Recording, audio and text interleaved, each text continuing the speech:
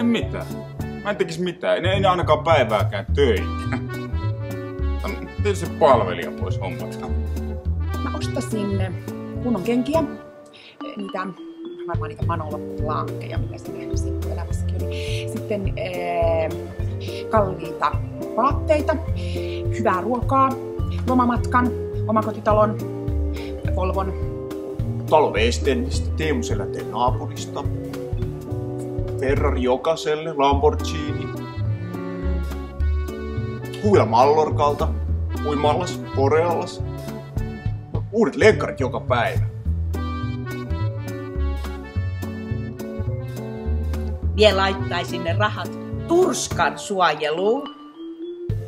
Ostasin passion hedelmähoitoja jostain kylpylästä. No itse asiassa koko kylpylän.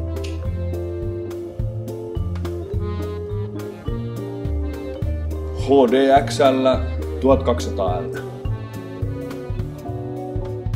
Siis paljonko se oli se summa? Onnennumerot Kouvolan teatterissa.